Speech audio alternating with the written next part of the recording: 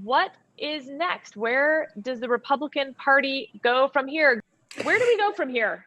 First of all, thank you very much. I am a big fan of the Dispatch, and I want to thank you guys for having me. I'm going to thank Steve and Sarah.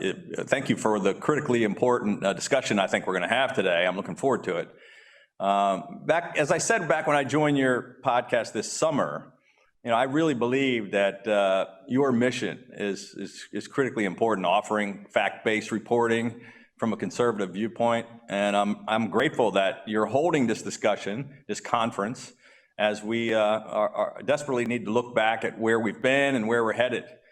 On November 9th and 10th, the Dispatch convened 2 days of discussions following the 2020 election, featuring elected officials along with some of the top political and policy experts in the country. Over 1,000 Dispatch readers joined us virtually for What's Next, adding their insights in our live chat and with questions for our guest speakers.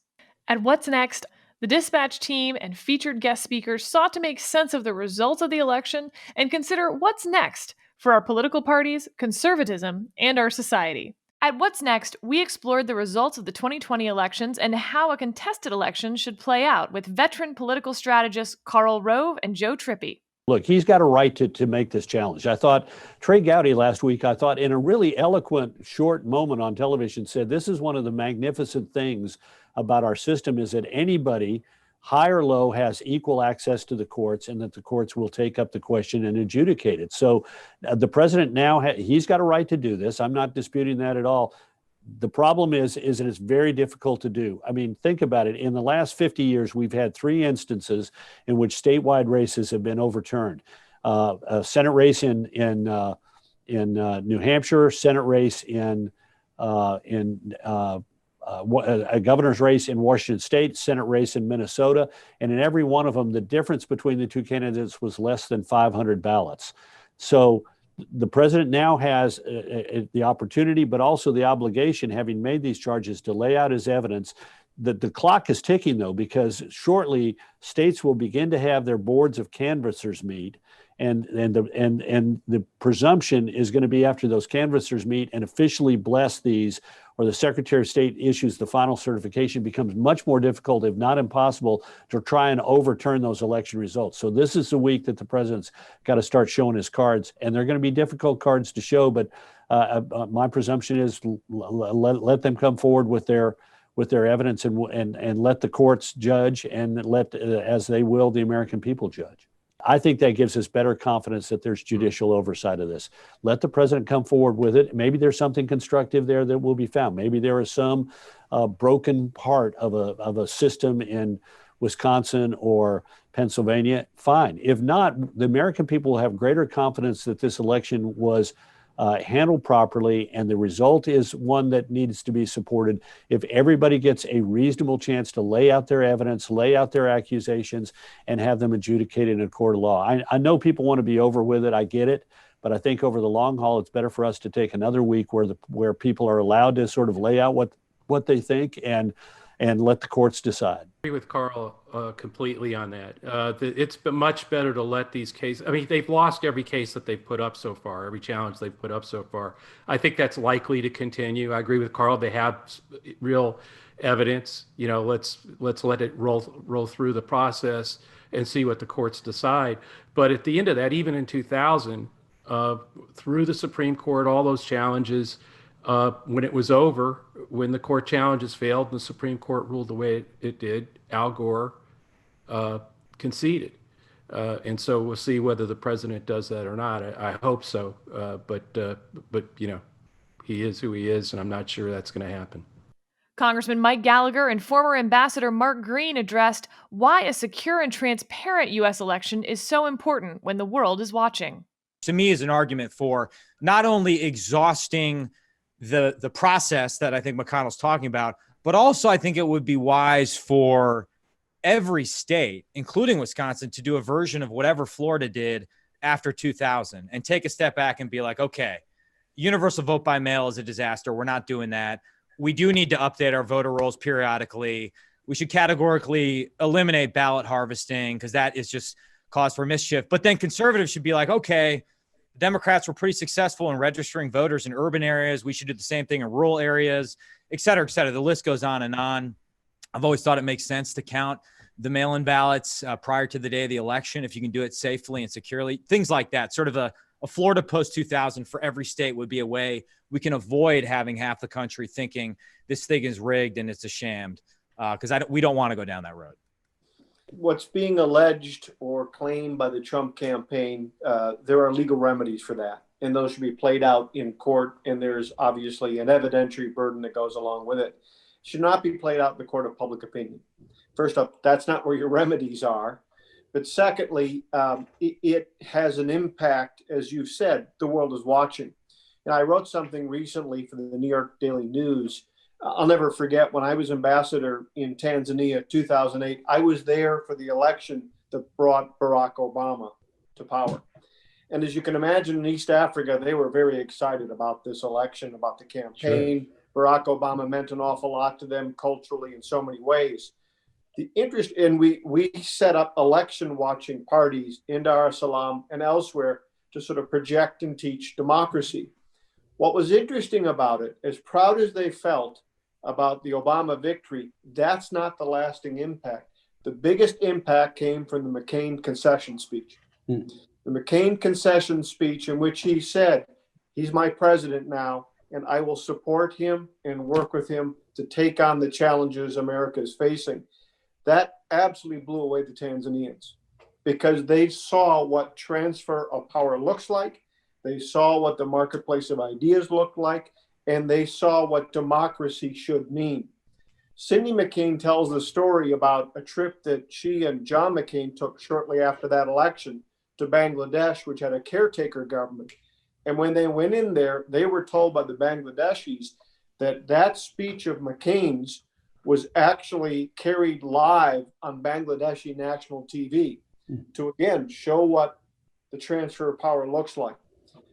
We're moving to a time pretty quickly, it appears, as though the courts will reach a final conclusion.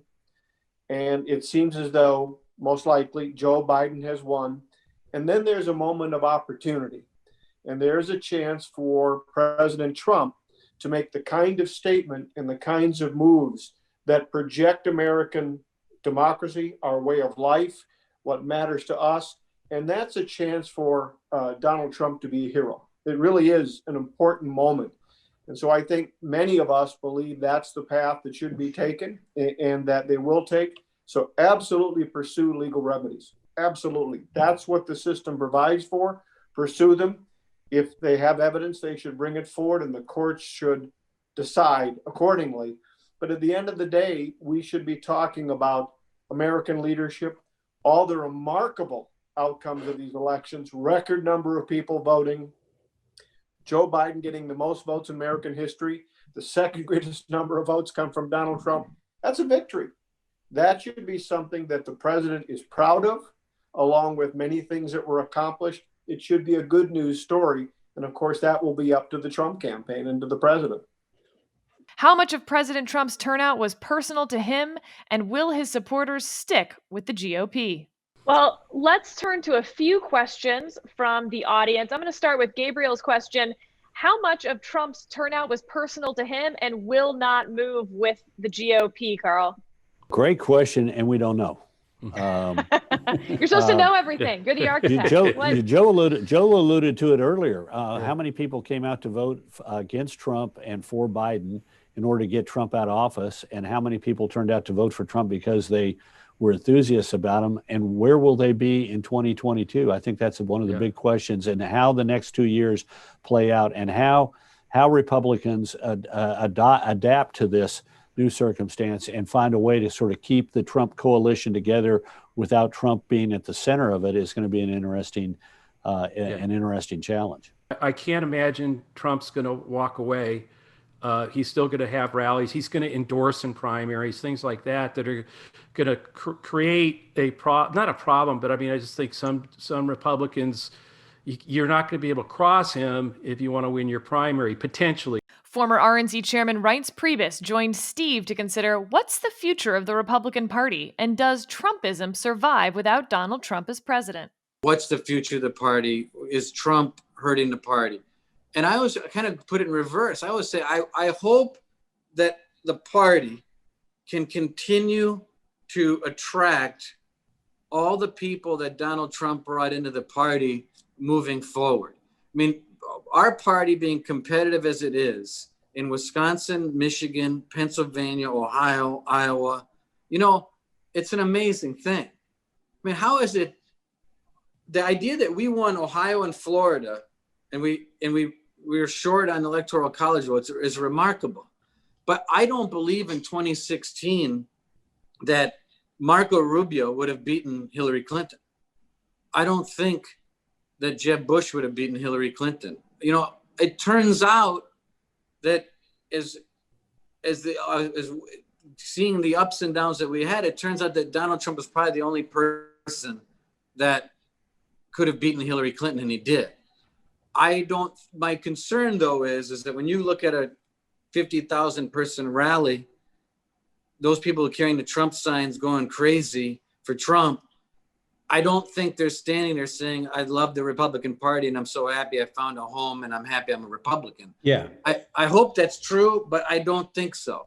So the challenge for the party is, how do we engage those people in the future so that the next person that comes along, if it's not the president, how do we get them to feel just as strongly about that? I couldn't agree with you more. I mean, I think that's such an interesting and actually profound point. There are so many people, a lot of the people who have been drawn to the Republican Party who weren't before are there because of Donald Trump. Can Republicans keep them in the fold? Can Trumpism survive, assuming that the election goes, I think, the way most of us think it's going to go? Can Trumpism survive without Donald Trump as the leader of the Republican Party and the president of the United States? Well, I think it can, but that's why I think in the near future, Republican leadership is going to have to be Trump acceptable. In other words, there is not going to be immediate leadership within the Republican Party that Donald Trump doesn't find to be an acceptable person to be leader of a particular, whether it be the Senate, the House. That Trump stamp of it, you know, they'll have their individual personalities, and they're not going to be Trump robots, but they have to be acceptable to Donald Trump if they're going to be able to survive in this Republican Party, because the Republican Party is very much pro-Trump, and that's just the world we live in. And 70-some million people voted for him. It's a pretty remarkable thing. I don't think too many people that weren't happy with Donald Trump expected the Republican Party to do as well as it did. Veteran Democratic strategist Liz Smith and Mo Alathe spoke to the path forward for the Democratic Party.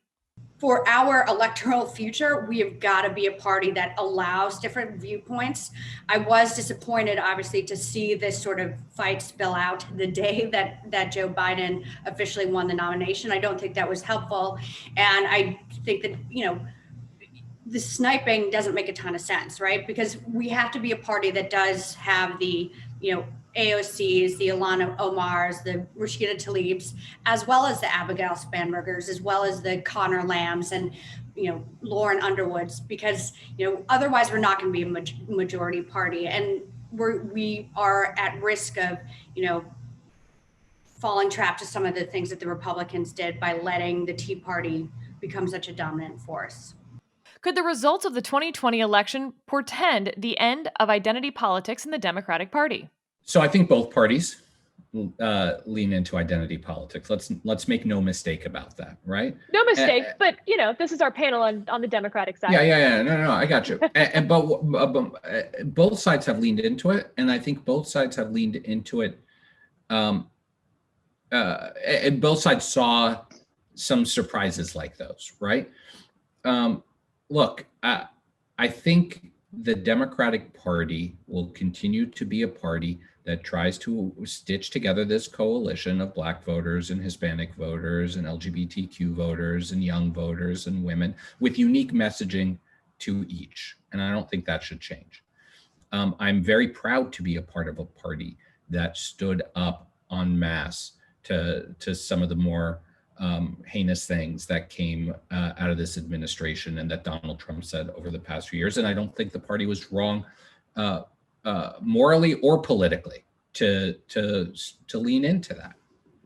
But I do think that we sometimes get sloppy in our messaging. We being everyone in politics, right? We tend to shorthand things in a way that makes sense to one another, right? To the three of us, but that doesn't always translate to voters. So yes, of course, it makes all the sense in the world to lean into Donald Trump's anti-immigrant messaging when we are speaking to immigrant communities. But it can't stop there. And I think sometimes we stop there. It's about connecting a few different dots, right?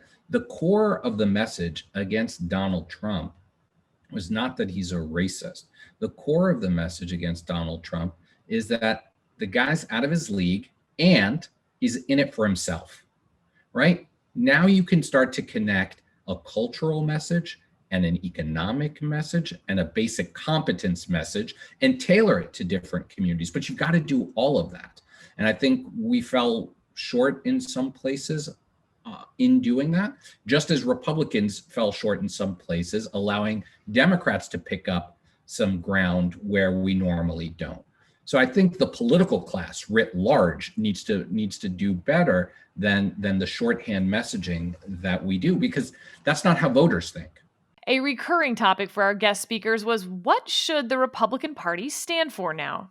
What I'm trying to get at is there an ideology or a larger set of principles that if Donald Trump is no longer president of the United States, that you could say about the Republican Party, hey, this is what Republicans believe. This is sort of who they are. Sure. I mean, I think the platform still stands. But in regard to your question, though, about debts and deficits, look, I hate the fact that this is true. I think it's on both sides of the aisle. It's a big lie. People don't want to tackle debt and deficit because they really don't want to tackle Social Security, Medicare, and Medicaid. You know that. Everyone comes and says, oh, we're going to get rid of the debt. We're going to get rid of the deficit. It's been going on since I was a teenager. We've been talking about this. And so I don't think Paul Ryan did. Don't you think Paul did? Party's serious about it because they really don't want to do what you actually have to do to get that kind of spending curve under control. This is going to happen. Yeah, it'll happen when it gets so bad that no one's going to know what to do about it. Yeah, until we have a true debt crisis, which I think is probably right. Sooner rather than later. I mean, there is sort of an interesting I find it to be the most insincere, hypocritical commentary, not from you, but from just politics in general. But you think Paul Ryan believed it, right? I mean, I think he came back to Congress to fight on that. He believed it. He believed it. Yes, he believed it. But I don't think there are 3 or 4 people that actually believe it enough to do anything about it. Believing it and doing something are 2 different things. I think we're going to face a major problem in the country in 20 years. I think you're right. And it's not that and Republicans and Democrats are to blame, and it's just, and the problem too is the voters aren't going to go for it right now. Almost as if I don't think you can get the electorate to buy into truly tackling the national debt. Because what that would look like is something that is not sellable in America. And I'll be completely honest, Senator. I'm one of these that I'm in this camp. I know the Republican Party is pro-life. I know the Republican Party protects religious liberty. Beyond that, I am not so sure what the Republican Party stands for. And maybe a lot of these ideological issues are going to be hashed out. But if you could define, this is what Senator Tim Scott wants the Republican Party to be in January 2021 and beyond. I think the first thing I would start off with is my opportunity agenda that is focusing on the opportunity society. That is something that's been missing for quite a while, frankly, from my perspective. And the important word for the opportunity society is access. And what you, because you're a really smart guy, and I really enjoy listening to you, would say is, Tim, what does opportunity society mean, and what does access mean? Now, my answer would be access to credit, access to capital, and access to the American dream, full access. What's being questioned today in so many communities, and frankly, disproportionate minority communities seem to have this question every time I enter a school or go to a business meeting, is the American dream alive and well for me? Not is it alive and well, but do we have access to it? And one of the reasons why I worked so hard on opportunity zones was to bring the opportunities to that poor kid mired in poverty, single parent household, who's going to a Title I school. They're disillusioned and frustrated and angry. I have been that kid in that situation. I had to learn about the American dream from someone who was living the American dream, someone who had succeeded beyond their wildest imagination, and I needed to realize that it was available for me. And so that word of access is such an important word for the Republican Party to build the great opportunity party, because the grand old party has got to be recalibrated a bit for us to be successful in the future. And that's why I've been talking about the great opportunity party through the great opportunity society. And so having access, education is a major plank, I hope, of the future of the Republican Party. It is a fight that is going to go on. I think that both on the Democratic Party and in the Republican Party, there are people who are fundamentally isolationist, who don't understand history, who don't, and it isn't, obviously you can look back to, the isolationism pre-World War II, you can look back to the appeasement pre-World War II, but in order to understand the danger of isolationism in today's world, you really, only have to look back to what we talked about previously, to the Obama era decision to, precipitously withdraw from Iraq, and you watch the caliphate form. So it's a couple of years ago that people seem to have forgotten why it's so important for America to be clear that we're going to defend our interests, we're going to defend our allies. Weakness is provocative, and just thinking that we're going to be safe by simply withdrawing our troops is just, it's not realistic. It's not true. And I think it's going to be very important for us to make sure that the perspective, the recognition of the lessons of history, and the recognition of the importance of American forward deployed presence, that those things guide where the party goes in the future. And look, I think that at the end of the day, those are all issues of what, who do you want to be in charge of the rules of the road globally? Because we know if America walks away, if America pulls out, if we decide we're not going to be engaged anymore, the people that fill that vacuum are the Chinese, the Russians. They're not, others who share our values. And, we benefit greatly from the fact that we've been able to live in freedom, and that, we've ensured freedom for millions of others around the world. And I think those are going to be very important things for us to continue to fight for, and for us as a party to continue to stand for. From my perspective today, as we analyze the election results, I think there's some good news and some bad news. The bad news is that we clearly have a lot of work to do as a party and a movement if we're going to win national elections again. But the good news is that our party does have some tremendous opportunities ahead. And if you look at the results of the election, voters rejected the far left. And what I think they voted for was balance and common sense in Washington. So even while voters appear to have rejected the president, they voted for Republicans up and down the ballot. The Republicans gained a governorship in Montana. We gained seats in the House, state houses. It appears as if we've held on to the Senate. I had the privilege of campaigning for a number of Republicans in tough races and in states and in districts that were won by Hillary Clinton and that were won by Joe Biden, including Senator Collins, Governor Phil Scott, and I think 6 different congressmen. All of them won their races and ran far ahead of the president, outperforming him. And so I guess, the even better news is we already know that the kind of common sense conservative message can compete everywhere.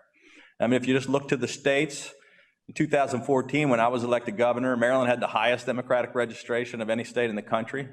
In 2018, in a really big, huge blue wave in a blue year in a blue state, I was reelected overwhelmingly. I think it's because, I'm a lifelong Republican, a Reagan conservative, but I've been successful here because I campaigned as a common sense conservative.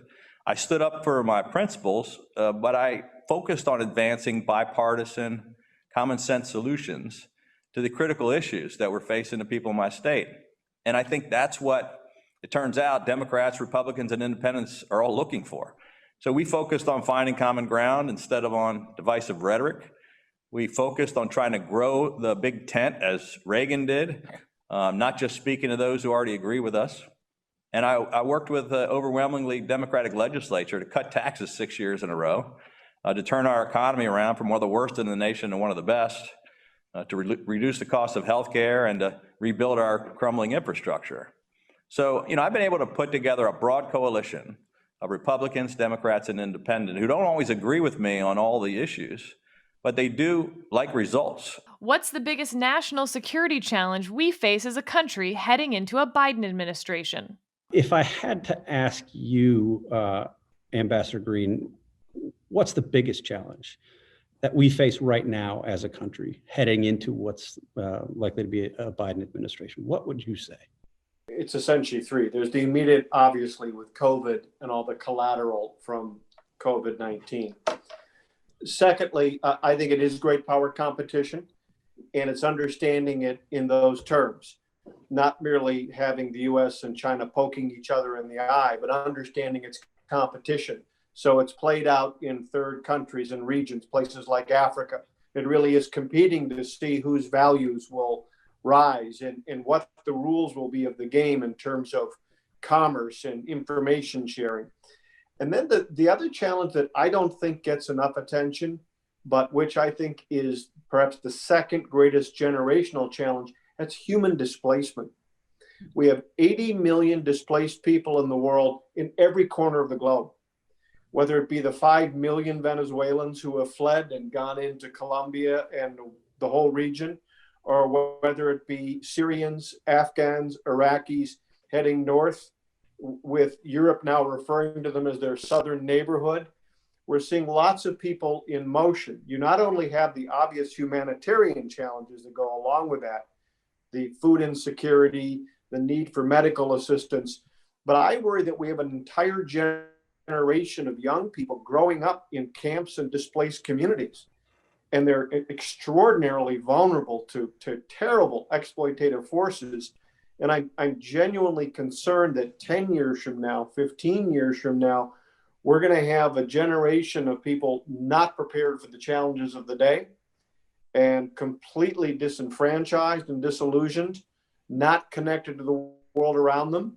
And that's the kind of breeding ground that we have seen before and presents terrible challenges. So I would look at it in those terms. They're serious, as you say, Steve. These are real generational challenges that we can rise to take on and prevail, but it will require all of us pulling together very quickly.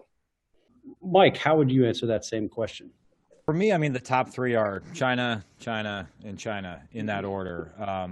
But maybe to connect it to the first question about Secretary of Defense, I mean, obviously the first rule of any administration is that personnel is policy. So I think the types of people that Biden surrounds himself with will make a huge difference in shaping the outlook of his national security transition, and particularly on China. And from what I've heard, the Biden team, just like the Trump administration, has different competing camps. And I certainly hope he opts to go with some of the more hawkish folks, for lack of a better term, in his orbit, rather than some of the sort of status quo or status quo anti-minded folks who might just want to pick up where the Obama administration left off, or suggest that because their view is that climate change is the number 1, 2, 3 issue, we therefore need a more rapprochement-minded relationship with the Chinese Communist Party, I think that would be a mistake. By the way, speaking of transition, I mean, there's a non-zero probability that China tries to do something stupid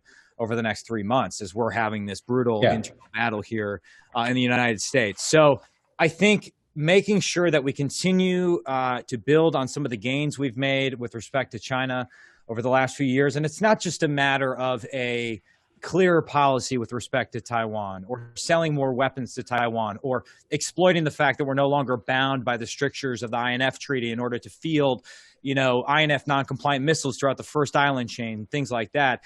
It's also some of the diplomatic wins we've had with the UK when it comes to getting on the same page with Huawei, some of the progress we've made on the Huawei issue in Western Europe. And to the extent, Biden wants to talk about alliances, rebuilding alliances, I mean, we should be figuring out a way to have some sort of digital development fund with our Five Eyes allies in particular so that we can go on offense when it comes to 5G and compete with Huawei and ZTE, not just on quality, but also on price, and have a diplomatic campaign around the world, particularly in Africa, so to make sure that countries aren't signing contracts that will compromise their internet infrastructure and compromise our ability to work with them for decades to come. So China.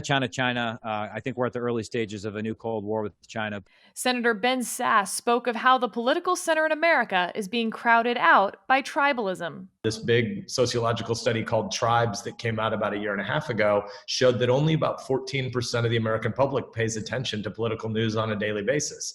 86% of people don't want politics to be the center of their life. And so even though I'm on the kind of right end of the spectrum on an ideological continuum, if you do a 2x2, or if you add 2 dimensions to this, if you have, progressive to center left to centrist to center right to whatever the right end of the continuum would be, my voting record is among the most conservative in the US Senate. But I think the y-axis kind of matters more, which is the political engagement tiers, and you've got political addiction at the top, you've got kind of healthy middle brow people in the middle, and then you've got politically disengaged at the bottom. And I think one of the most fundamental things that's happening in our time is we're crowding out the middle in terms of political engagement, and we're driving a lot of people away.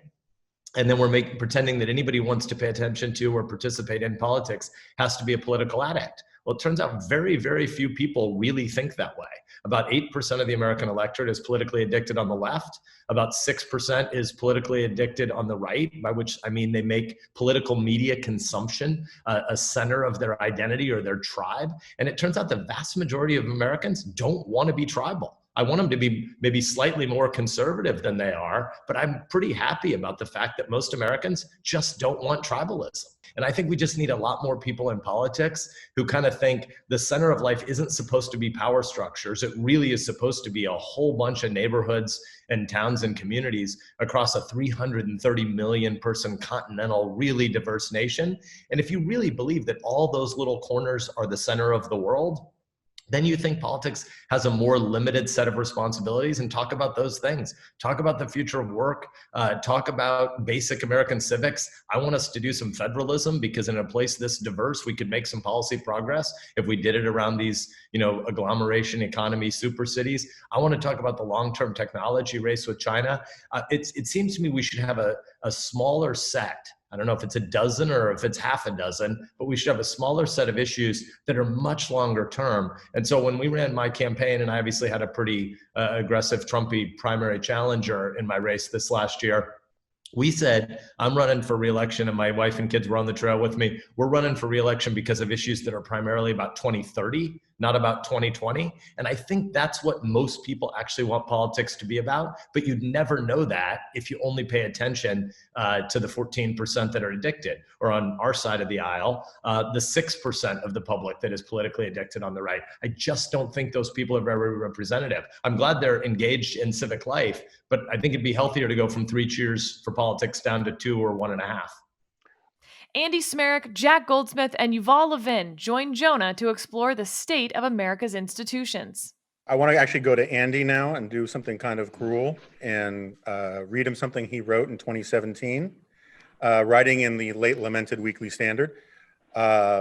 He was talking about, he wrote about how, borrowing this concept of anti-fragility from Nassim Taleb, you're talking about how our institutions were responding very well to Donald Trump and his threat to institutions. And among things he wrote was, and this, America's astonishing anti-fragility would seem to be the real story of our nation's response to the Trump administration so far. The president may be a bull, but American institutions are proving to be anything but a China shop. They are not only surviving every threat thrown their way, they may be growing stronger thanks to these tests. And then you add a bit later, obviously it will take more than a few months to know for sure whether our major American institutions have been meaningfully and lastingly toughened by the Trump phenomenon, but the early signs are that two of the most important institutions, the media and Congress, may be headed in that direction. So in light of where we are right now, do you still believe that, Andy? Mostly, I do. I think there are instances where, I mean, just to be honest, there are reporters and editors who haven't done things that I've liked. They've gone way too resistance as opposed to calling ball and strikes and being good journalists. There are lots of examples of that. And there are lots of members of Congress who I think should have shown more what we call civic virtue, putting institution up first and thinking about service and not partisan politics. So there's some reasons to be frustrated about all of that. But if we zoom out and think about all of the breathless essays that have been written over the past 4 years about how democracy was endangered and America was going to fall apart. I mean, we had the Mueller investigation. We had an impeachment. We had a bunch of media looking into the president's philanthropy or so-called philanthropy. We've had state governors and legislatures behaving in some pretty good ways. So you could go back 4 years and say, oh my heavens, Congress is just going to roll over on everything, or the media is going to roll over on everything, being called the enemy of the people and so on. No, like these institutions haven't done everything that I've liked, but have they rolled over? No, I actually think, the FBI and CIA, the intelligence community, despite having awful things said about them, continue to do their work. And Congress did a bunch of investigations. Like I said, there was impeachment. So not perfect, but I kind of like this idea of bull in a China shop. Yeah, he's a bull, but did it turn out America was a China shop? I don't think so. Whether or not we got stronger, I'm not sure. And we can come back to this later, but if you don't mind, I'm just raising it here. One prediction I have or hope is that it could be the case on the backside of the Trump administration that we see Congress be a little bit stronger than it's been in the past. There was famously King Andrew Jackson, who broke all sorts of norms, but Congress ended up censuring him. We had FDR try to get a bunch of Democratic senators unelected because he didn't like what they were doing and pack the court. Well, they got reelected, they didn't pack the court, and then they passed a constitutional amendment a couple years later saying that presidents could only serve 2 terms. We had Lyndon Johnson and Nixon break a whole bunch of norms. Well, then we had the War Powers Act, we had impeachment.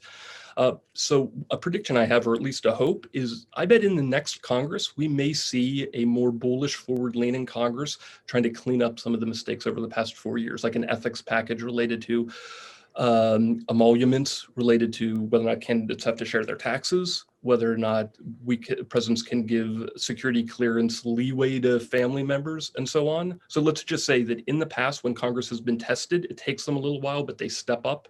I think they will next time. Bless your heart.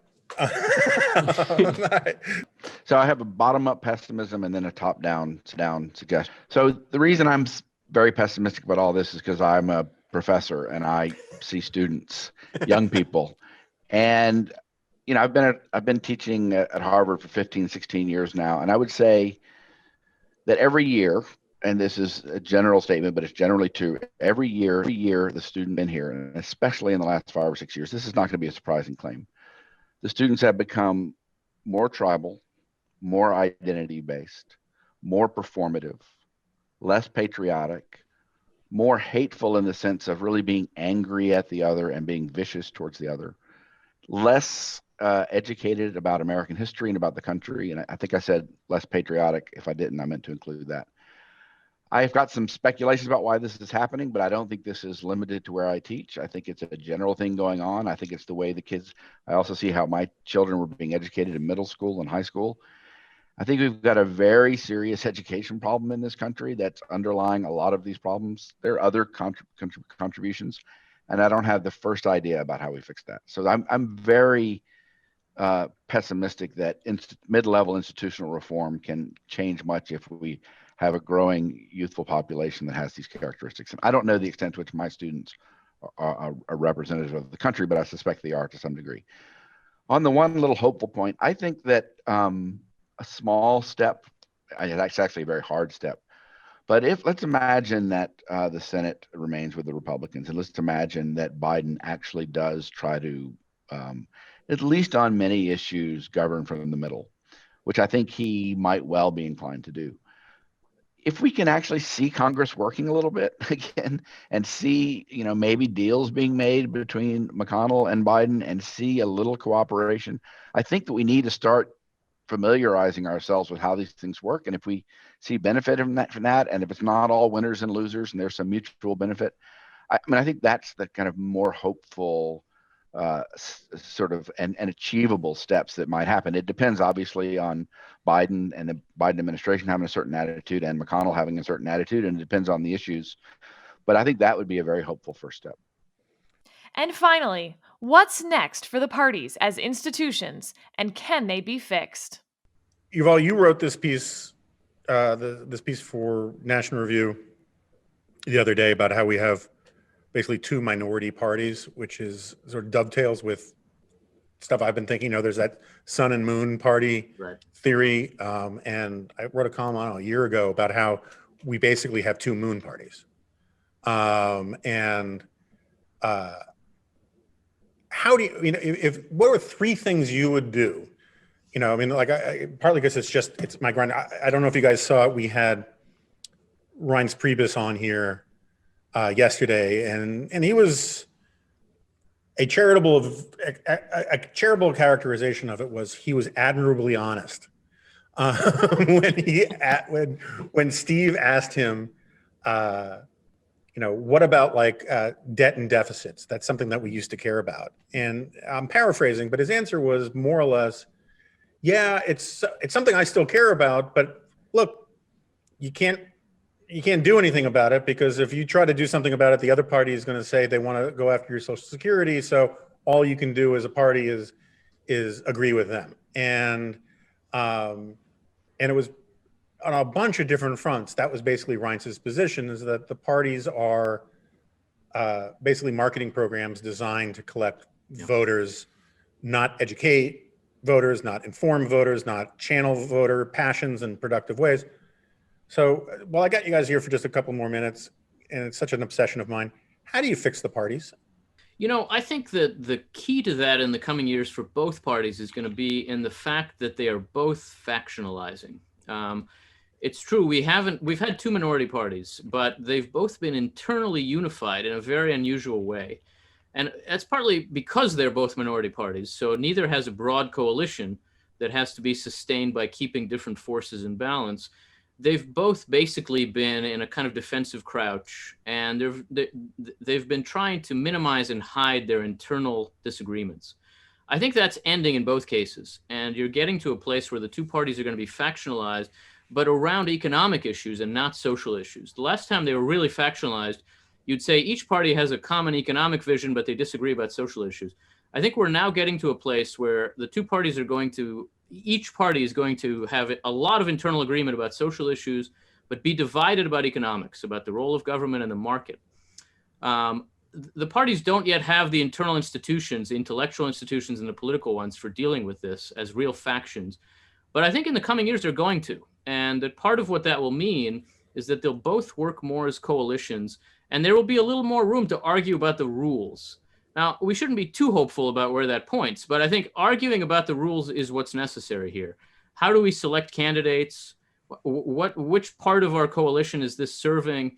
The Democrats have a little more experience thinking of themselves as a coalition, but on the other hand, the Republicans, I think, are in a better shape to do this after this election because they're not running the White House, and the kind of pressures that Joe Biden is going to be under are going to make it very difficult for this to go well for the Democrats. I think this is a time for Republicans to talk about how do we live with the fact that there are these internal disagreements, that there are populists and there are conservatives, and they shouldn't pretend they're the same people, and they should find ways to build a broad coalition as a party. We're pretty far away from that conversation, to be frank, but I think that moving in that direction and a little bit more self-knowledge by both parties about themselves as coalitions is how it starts. I can't add much to that, but one thing I'm interested in is actually the personalities, both who starts to emerge in, especially the Republican Party, as the de facto leader, assuming that Trump exits stage left? Who's the one who is able to come up with some sort of language, some sort of vision that is able to start to create a coalition out of what is out there, which is still to be determined? Like, is this a party of nationalism? Is it of subsidiarity? Is it about public service and virtue? Is it about owning the libs? To be determined. And an equally interesting question is, what does the leadership in the House and the Senate look like? Are they going to be able to hold together their caucus if there are people with very, very different views? So I think there's going to be some movement along these lines over the next couple of years.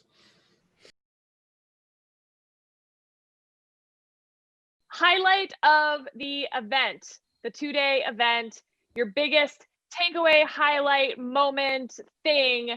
David, I'm starting with you. Steve's conversation with Reince, it was real.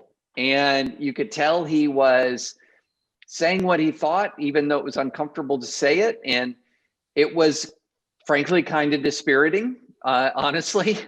But I thought it was a real moment.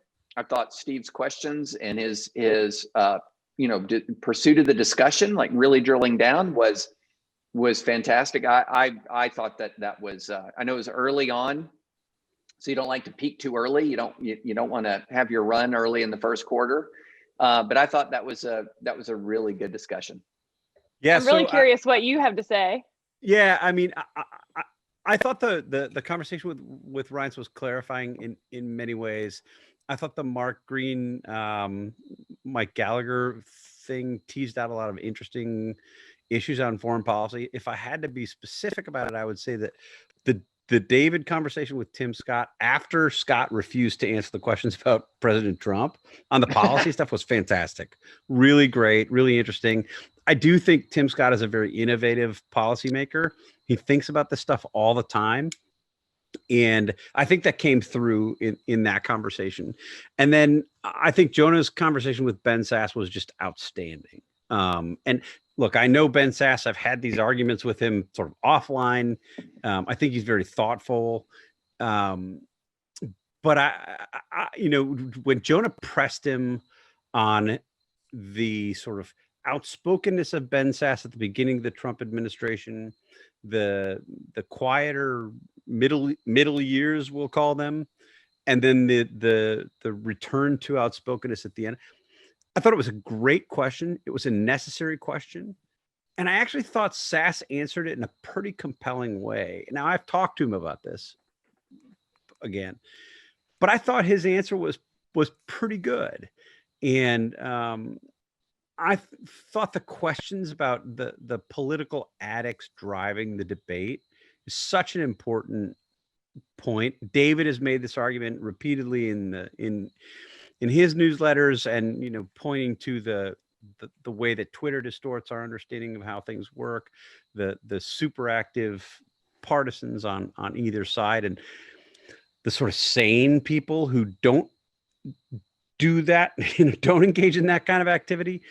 I just think that's a healthy reminder. And one of the things that we try to do at the Dispatch is to report for those people, for the non-addicts. Now, we know that we have lots of certainly DC insiders, Trump administration people, Capitol Hill people who follow everything we write and everything we say. And we're grateful for those people. We're happy to have them along for the ride. But the products we produce are meant for non-insiders. They're meant for normal people outside of Washington who, we've all talked about this internally. I can't remember if I've talked about it in public before, but the Matt Iglesias example for what Vox does was an ER doctor in Seattle who's very busy. She drives her kids to hockey. She doesn't have time to click around the internet all day long and follow every single update of everything. So she wants to go somewhere where she can understand what's happening. What's the story today? Well, that's what we do. And obviously we come at it from a very different perspective than Vox does.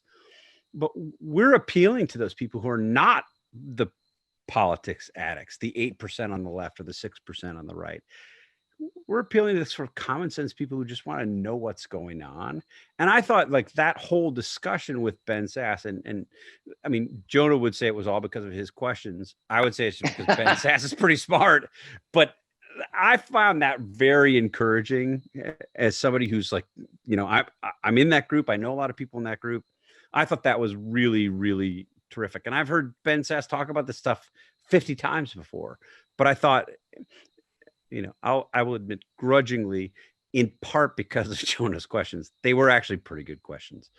All right. It was a great conversation. It is my turn.